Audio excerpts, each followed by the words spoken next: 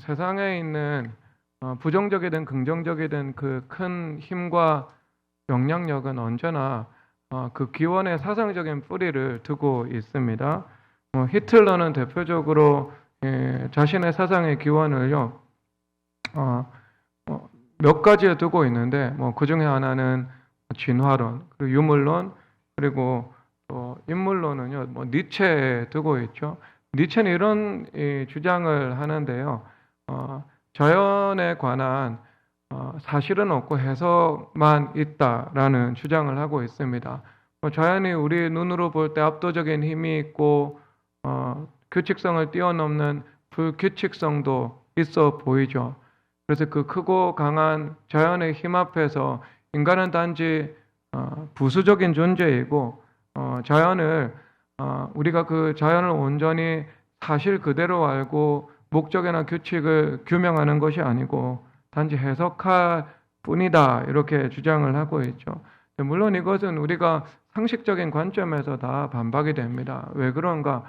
여러분, 베토벤 교향곡이 있으면 그 교향곡이라는 사실이 있기 때문에 곡에 대한 해석이 존재하죠. 그 해석이 존재한다는 것은요, 그것이 해석하는 바 사실이라는 것이 우리가 규명하든 규명하지 않든 존재할 수밖에 없다는 것을 깔고 있는 거죠.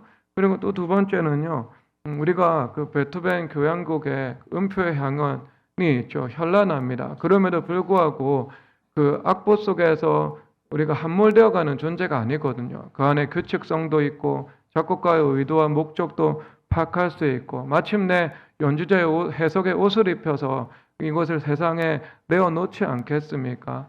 그러니까 이런 관점에서 그 상식적인 관점에서도 그렇고 또 성경적인 관점에서도 타당하지 않음을 알 수 있습니다.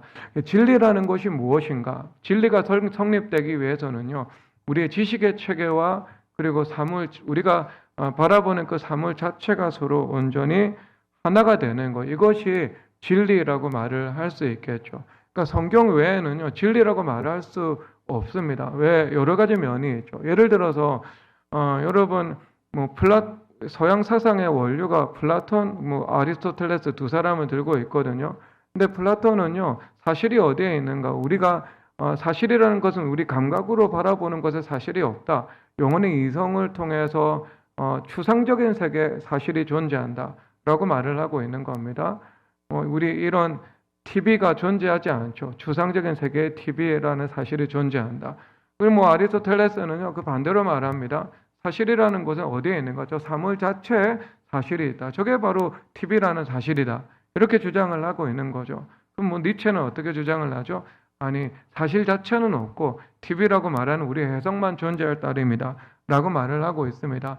그러니까 이 세 가지 우리가 사상만 보더라도요, 뭐가 안 돼요? 병립이 불가능한 거예요. 이 세 가지 사상이. 그러니까 서로 이 하나가 사실이라면 나머지 두 가지는 부정당할 수밖에 없는 거죠. 그런데 여러분, 성경을 한번 보세요. 예수님 스스로 진리라고 말씀하시죠. 그리고 진리의 말씀을 우리에게 말씀하시죠.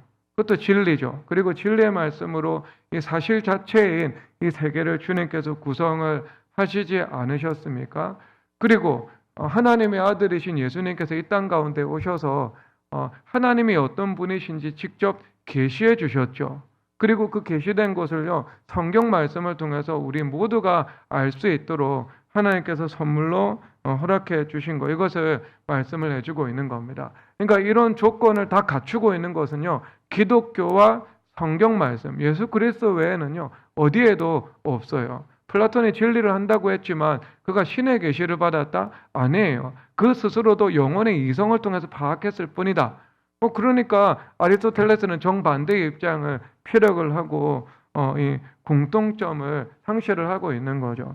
자, 그래서 이 세상의 속성은 뭐냐 하면은요, 다 더듬어 발견할 뿐이다. 사도행전 17장 27절 읽도록 하겠습니다. 읽겠습니다. 어느 사람으로 하나님을 더듬어 찾아 발견하게 하려 하심이로되 그는 우리 각 사람에게 멀리 계시지 아니하도다. 아멘. 그러니까 세상 사람들은요, 더듬어서 하나님의 살아계심을 그리고 세상에 대한 지식을 발견하려고 한다라고 말씀을 하고 있죠. 그런데 우리는 그런 방법이 아닙니다. 계시라고 말을 하는 성경 말씀을 통해서 하나님께서 우리에게 밝혀주시는 것, 알게 됩니다. 그래서 예레미야 33장 25절에서 이렇게 말씀하고 있습니다. 읽겠습니다. 여호와께서 이와 같이 말씀하시니라 내가 주야와 맺은 언약이 없다든지 천지의 법칙을 내가 정하지 아니하였다면 아멘.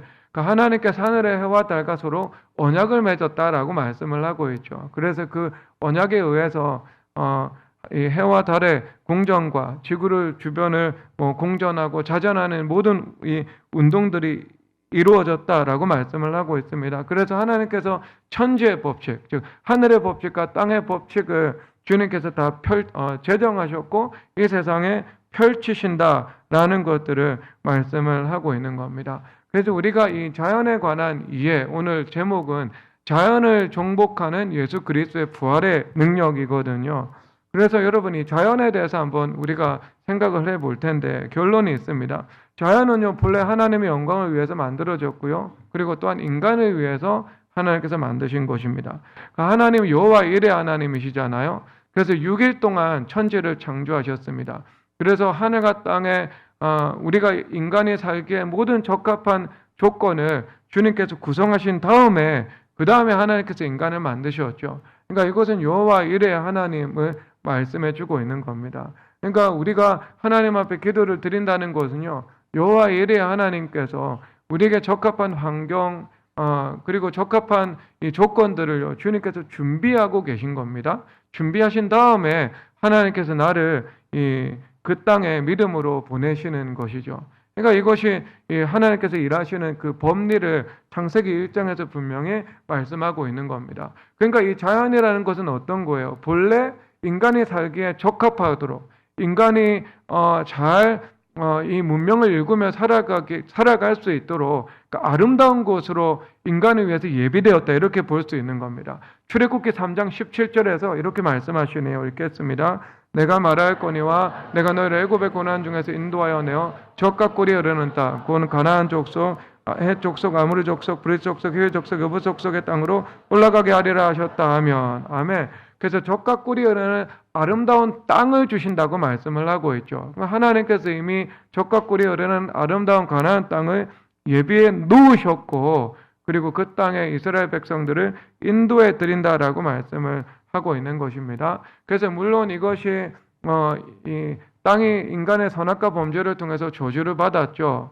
그래서 이 자연의 불규칙성들, 자연이 때로는 인간을 압도하는 것으로 보이는 그 파괴적인 힘의 영향력들이 분명히 드러나는 것을 보고 있습니다.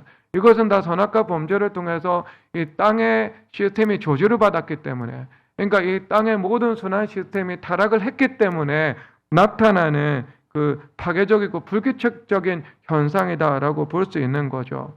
그런데 그럼에도 불구하고 하나님께서는 땅을 인간에게 살기 좋게 만드셨고요. 그리고 타락했지만 구속을 통해서 젖과 꿀이 흐르는 아름다운 땅을 기업으로 주시기를 원하시는 것. 이것이 하나님의 본이라는 사실들을 우리가 인정을 하고 들어가야 되겠습니다. 그러면 여러분 인간은 바로 이 자연 앞에서 압도당하는 존재인가 아니면 그렇지 않은가라는 것들을 우리가 생각해 봐야 되겠죠. 그러니까 우리가 그것의 말씀을 우리가 살펴보겠는데요. 인간은요 먼저 이 언어적인 능력을 가지고 있다는 것을 우리가 파악을 해야 됩니다. 창세기 3장 19절 읽겠습니다. 여호와 하나님의 흙으로 3장 19절인데요. 제가 읽겠습니다. 여호와 하나님이 흙으로 각종 들짐승과 공중의 각종 새를 지으시고 아담이 무엇이라고 부르나 보시려고 그것들을 그에게 이끌어 가시니 아담이 각 생물을 부르는 것이고 그 이름이 되었더라 말씀하고 있죠. 그러니까 지금 아담이 하나의 활동을 하고 있는데요. 명명하는 활동을 하고 있잖아요. 인간에게 언어적인 능력을 베푸신 것입니다. 그래서 사과나무라는 기호가 있고요. 그리고 실제 사과나무를 우리가 떠올릴 수 있는 그 의미가 있죠. 그러니까 이 언어적인 능력이라는 것은 우리가 한글 아니면 알파벳 그리고 그 문법 체계처럼 하나의 기호 체계를 만들 수 있는 것이고요.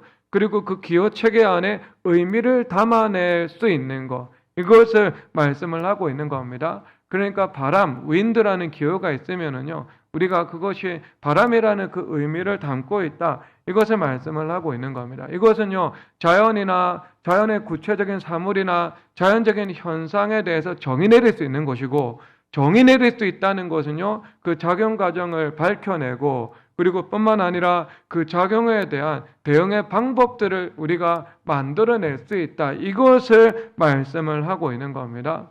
예를 들어서 여러분 코로나 바이러스가 있죠. 그러면 코로나 바이러스에 대해 정의하고 그 작용의 과정을 밝혀내고요. 그 다음에 우리가 여러 가지 대응의 방법을 생각해낼 수 있죠. 백신도 있고 치료법도 만들어낼 수 있는 것이지 않겠습니까? 그래서 우리가 인간이 언어를 통해서 설명할 수 있다는 것은요, 바로 인간이 그 자연에 대해서 대응할 수 있는 응전할 수 있는 방법을 찾아낼 수 있다. 이것을 말씀을 하고 있는 겁니다. 그래서 여러분 디모데후서 2장 7절에서 어떻게 말씀하고 있는가 읽겠습니다.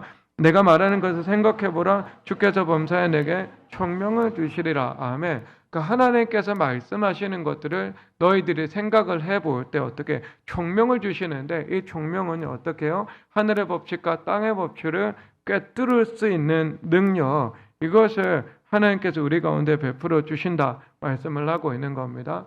그러니까 성경은요, 우리의 삶의 그 현주소를 이 정의 내릴 수 있죠. 어떤 위치에 처해 있고 또 이것을 이 개념화하고 그 다음에 분류한 다음에요, 어떻게 이것을 극복해 나갈 수 있는지에 대해서 그 전체적인 그림을 우리 가운데 그려주고 있습니다.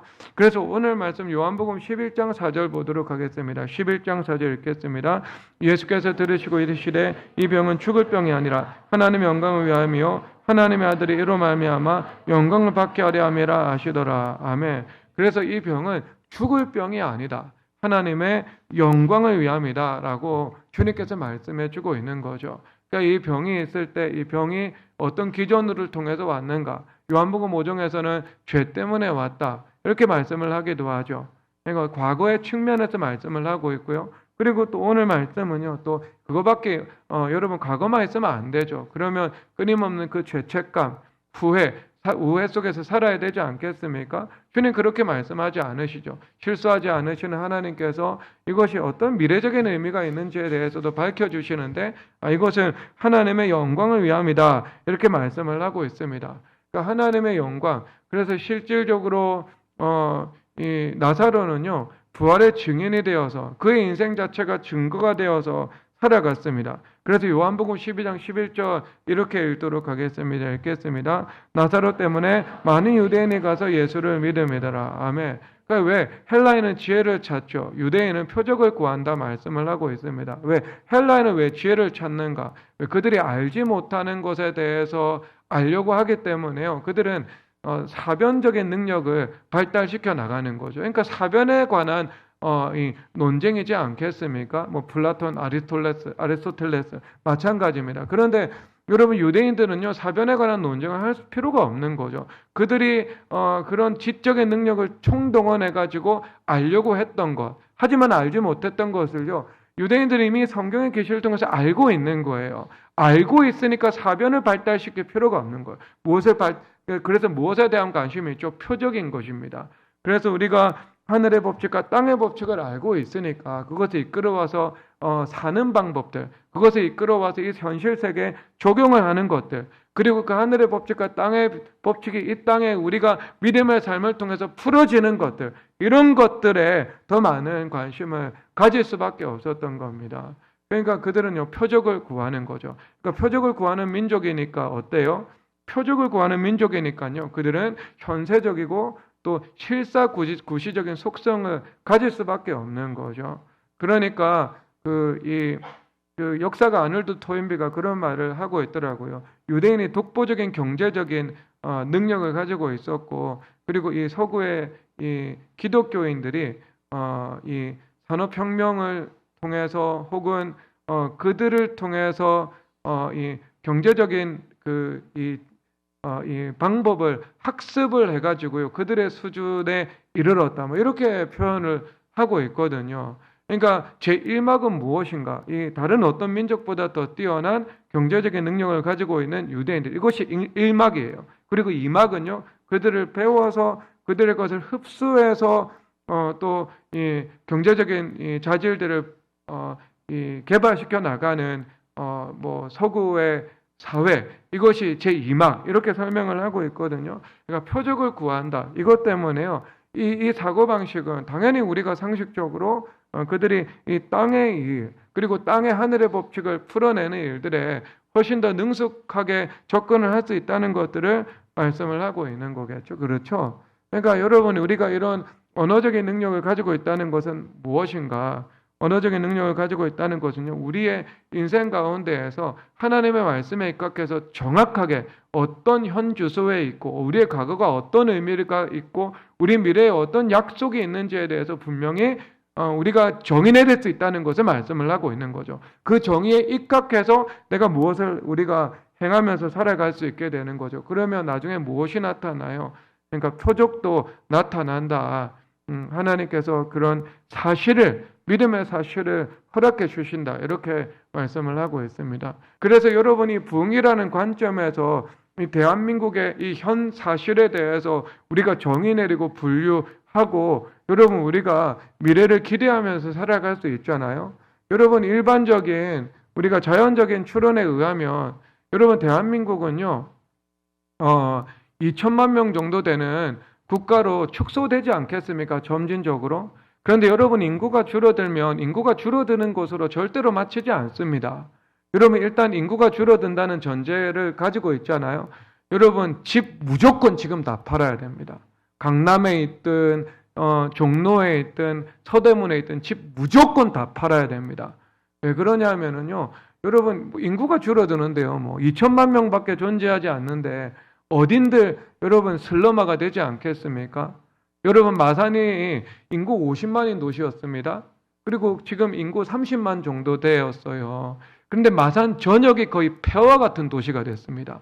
처음부터 30만은 도시는요, 폐허 아니에요. 왜? 30만에 걸맞게 도시가 시스템되어 있습니다. 그래서 30만이 유지가 되면은요, 그 안에 자영업도 순환이 이루어지고요, 그 안에 어떤 물질적인 순환도 이루어져서 그 안에서 자급자족하고 생산하고 이 살아가는 도시가 돼요. 목포에 갔을 때 목포가 폐허다는 느낌이 들지 않습니다. 전혀요. 왜? 그 인구 수가 거진 유지가 되고 있거든요. 근데 마산처럼 50에서 30만 되면은요, 가보면 어떻게 도시가 이렇게 쇠락할 수 있지? 어떻게 이 번화가에 개미 하나가 지어다니고 있지? 이런 생각이 들면서 이 도시에는 정말 소망이 없다는 것을 여러분 여실히 느끼게 되는 거거든요. 여러분, 집값은요, 모든 집값 다 추락했습니다. 다 추락했어요. 여러분, 인구가 감소되면은요, 이런 현실은요, 자연적으로 우리 민족에게 앞으로 다가올 현실이거든요. 그리고 여러분, 모든 산업의 주도권은요, 이미 석유화학 주도권 넘어가 가지고요, 뭐 여천 NCC라는 대기업은 지금 부도 직전이라고 말을 하더라고요. 롯데와 LG화학까지도 흔들흔들 한다고요. 왜? 중국한테 추격 이미 당해가지고요. 주도권 넘어가가지고. 그러면 여러분, 다른 산업들은요, 주도권 중국에 안 넘어가겠어요, 상식적으로. 거기는 30만 명 동원해서 연구하고요, 10억의 내수 시장이 있고, 우리는 연구 300명이 하고요, 내수 시장 5천 명밖에 안 되고요, 규모의 공제에서 밀려버리고. 여러분, 어떻게 우리나라가 소망이 있겠습니까? 근데 아니죠, 여러분. 대한민국에 부흥이 오죠. 부흥이 오면은요, 생육하고 번성하는 열매와 결과는요, 교회사 전체에서 보여주고 있습니다. 그렇기 때문에 여러분, 하나님께서 부흥 다음에 오는 것은요, 경제적인 흥황이거든요. 생육 번성이라는 출산율의 부흥이 다시 오게 되거든요. 성경의 법리를 우리가 쫓아서도 그렇게 해석할 수 있는 거죠. 그러니까 여러분, 우리가 하나님의 말씀의 사실, 그것에 입각해가지고요, 현재 우리가 어느 위치에 있는가라는 것들을 규정을 해야 되겠죠. 그러니까 여러분, 그 부흥을 위해서 국가의 부흥과 교회의 부흥은 함께 가니까요, 하나님께서 여러분들의 인생도 주님께서 다 만들어 오시고 주님께서 이끌어 오시게 된 것이죠. 그래서 여러분, 저는 이제 미래교회 성도님들의 상당수는요, 열매 맺을 때입니다.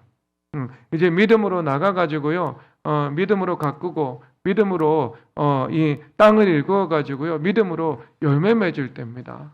이제는 열매 맺을 때입니다. 예, 이제는 도약할 때예요. 그리고 분명히 여러분 그 인식, 하나님의 타임라인을 인식하시고요. 사실 속에서 인식하시고 여러분 정의 내리고 그 다음에 그것을 여러분 인생에 적용해 나가시기를 주님의 이름으로 축복합니다. 여러분, 그리고 하나님께서 언어 능력만 주신 게 아니고요. 두 번째로는요. 다스리는 능력을 주셨습니다. 창세기 1장 28절 읽도록 하겠습니다. 하나님이 그들에게 복을 주시며 하나님이 그들에게 이르시되 생육하고 번성하여 땅에 충만하라. 땅을 정복하라. 바다의 물고기와 하늘에서 땅에 움직이는 생물을 다스리라 하시니라. 아멘. 여러분, 다스리는 권위를 주셨습니다. 하나님께서. 여러분, 저는요 기도 드릴 때 2013년 교회 개척해서 2017년 18년 열방 기도 나라 민족을 위해서 기도 드릴 때까지요, 제 기도 제목이 제 1번이 나라 민족을 위한 기도 제목이었고요.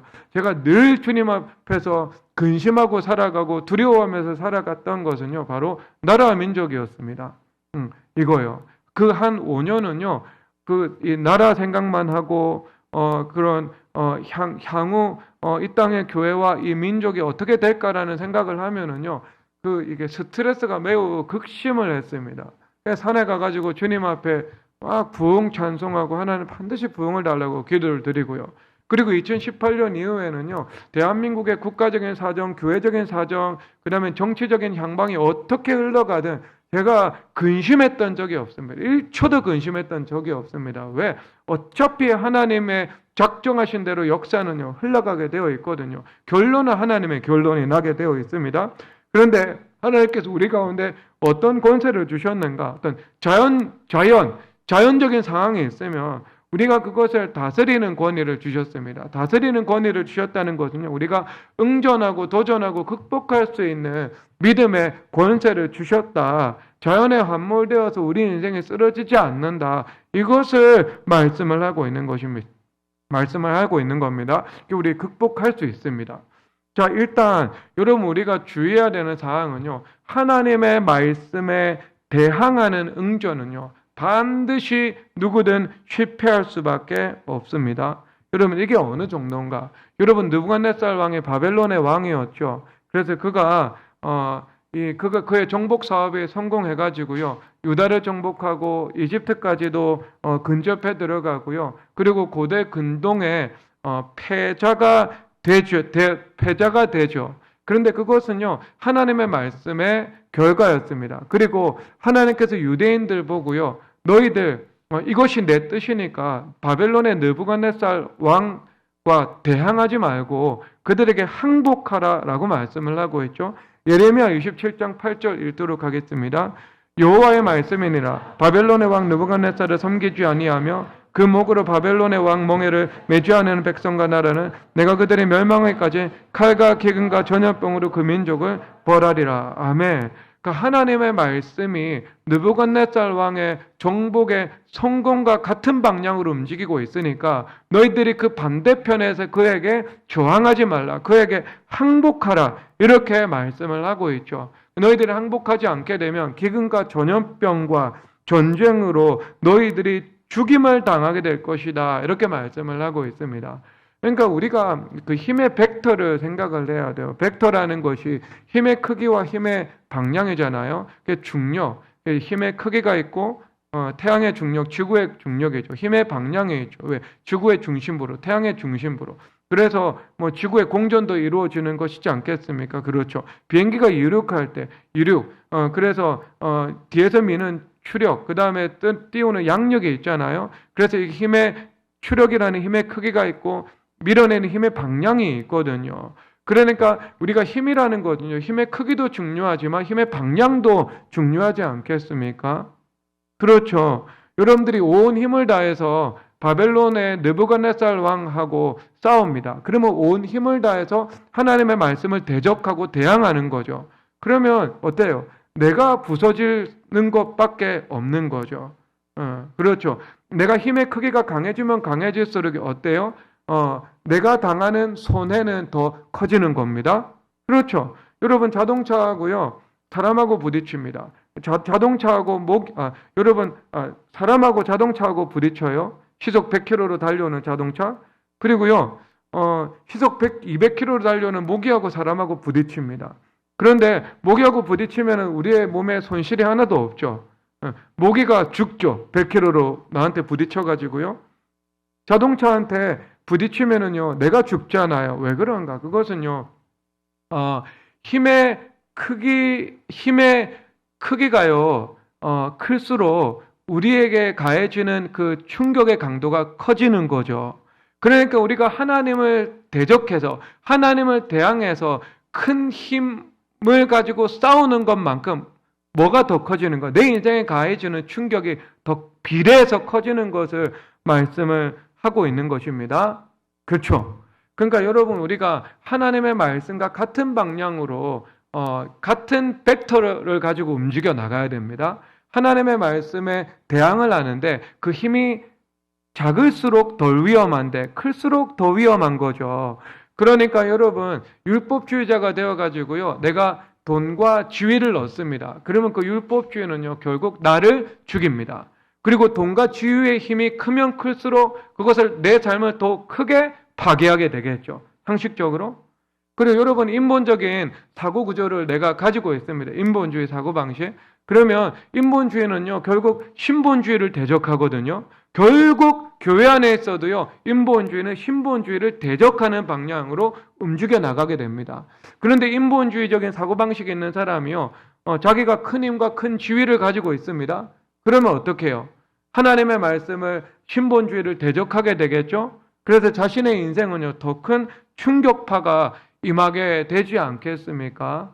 그래서 여러분, 우리가 생각해야 되는 거, 율법주의는 나를 죽이고요, 인본주의자의 힘과 지위를 얻는 성공은 하나님 나라를 죽인다.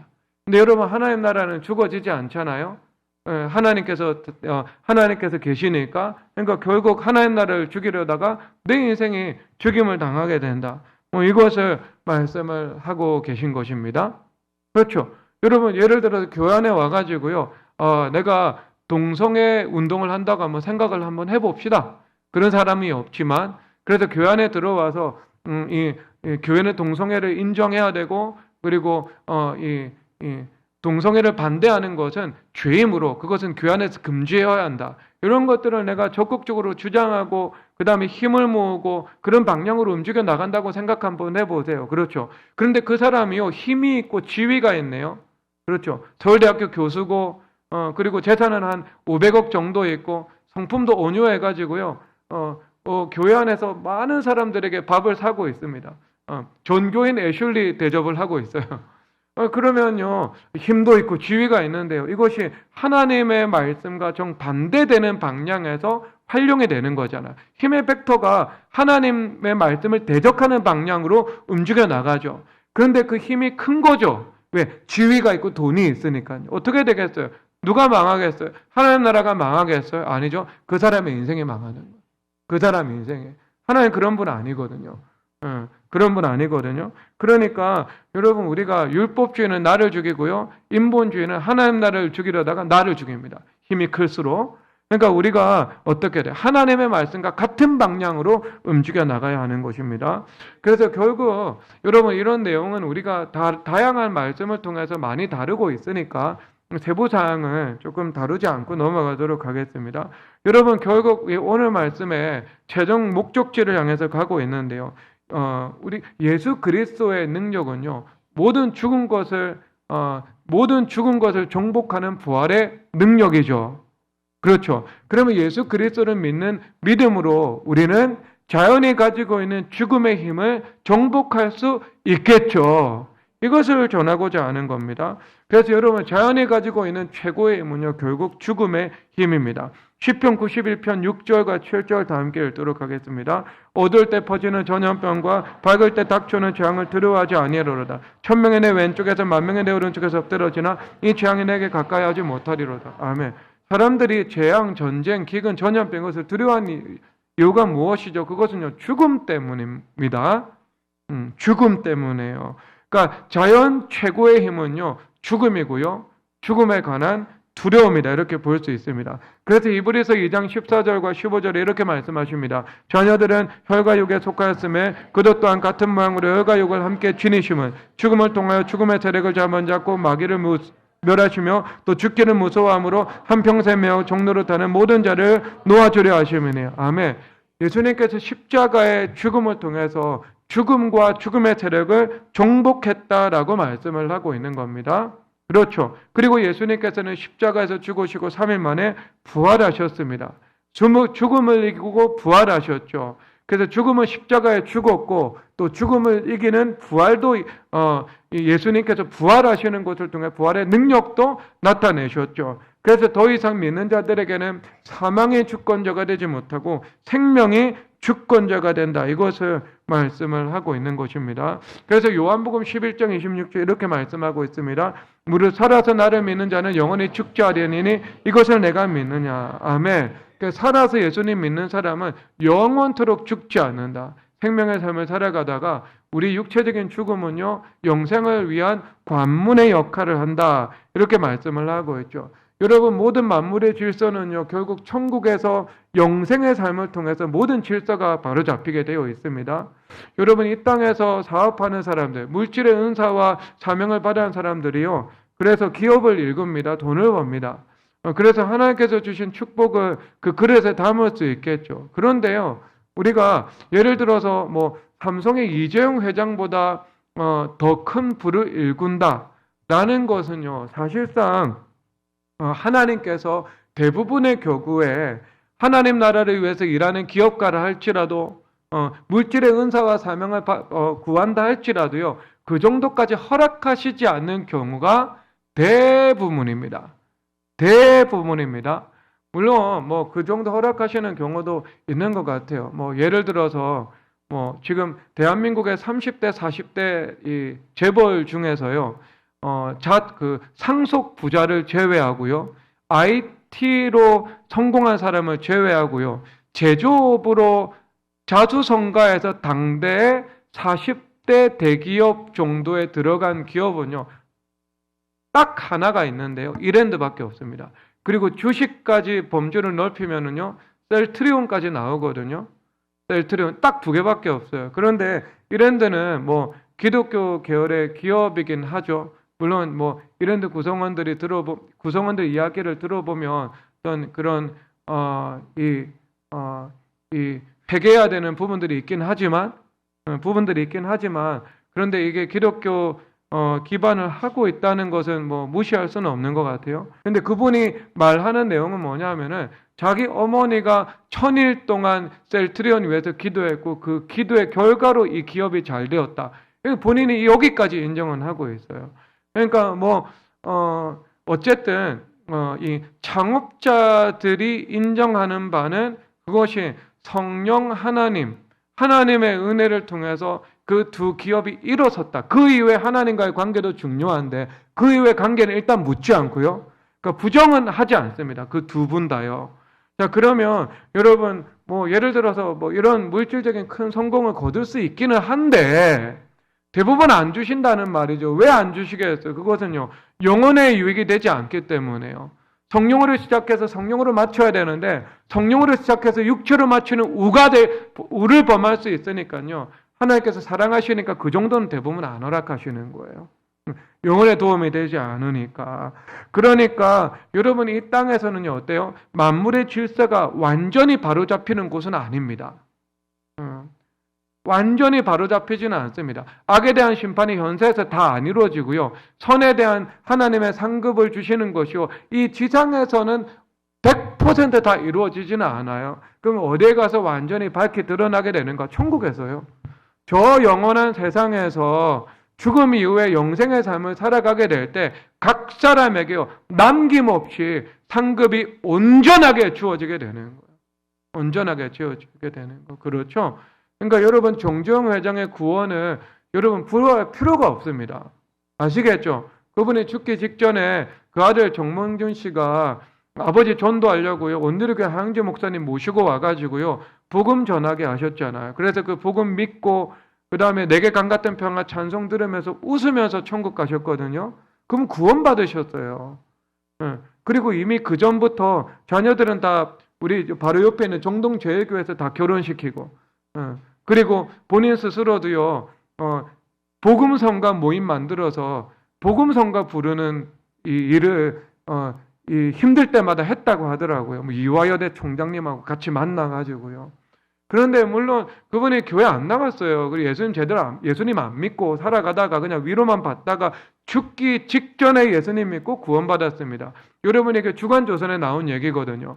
근데 여러분 그게 부러워할 게 아니라는 거죠. 천국에서 만물의 질서가 바로 잡힐 때는요, 정종우 회장님도 천국 가서 상급 별로 없다고, 부러울 만하지 않다고요. 그러니까 천국에서 질서가 바로 잡힌다. 그래서 우리 인생에는요, 예수님 말씀하시는 바 영원한 부활이 있습니다. 그리고 예수님의 부활은요, 바로 그 부활의 예고편, 이것을 말씀을 하고 있죠. 그래서 지금 죽은 나사로를 주님께서 다시 살리시는 기사는 무엇인가? 장차 예수님께서 부활할 것이라는 것들을요, 주님께서 그림자처럼 보여주시는 거예요. 그리고 뿐만 아니라 세 번째 의미가 무엇인가? 예수님은요, 이 자연의 육체적 죽음도 정복할 수 있는 분이심을 이것을 통해서 보여주고 있는 겁니다.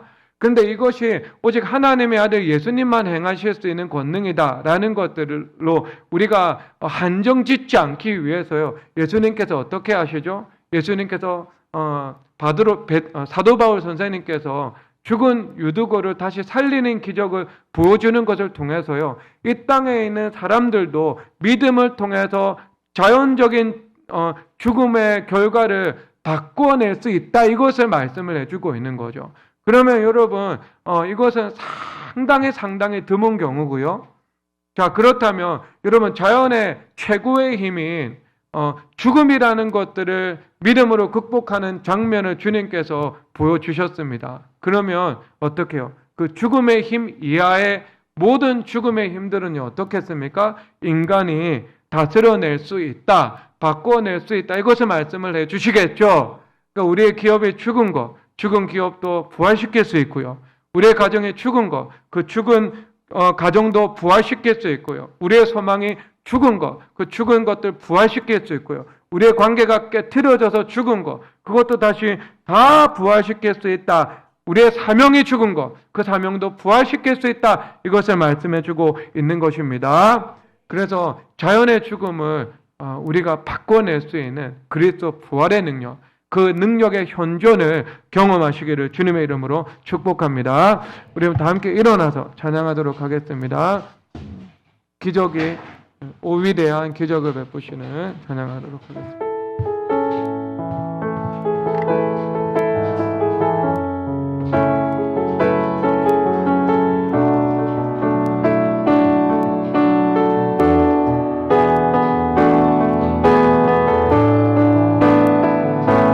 모든 영광과 모든 존귀 받으시기 합당하신 주께 손을 듭니다.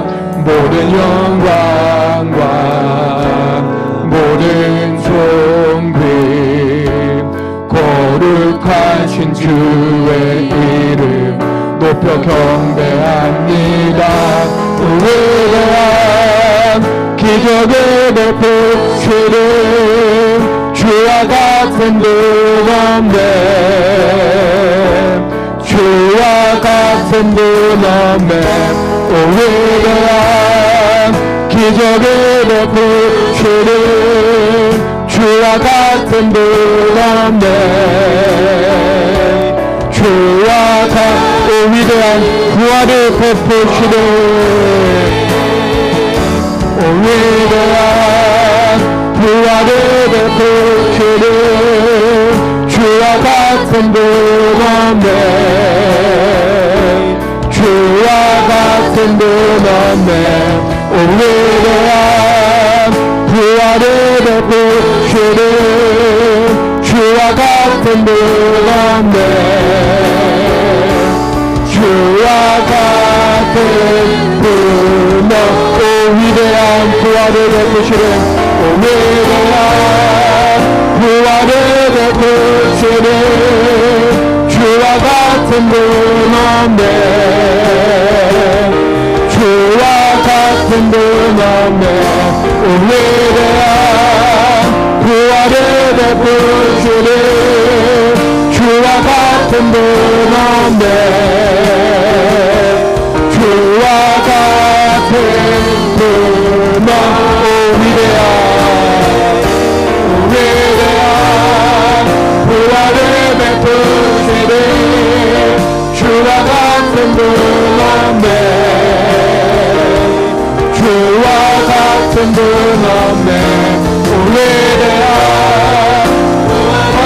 베푸시는 주와 같은 분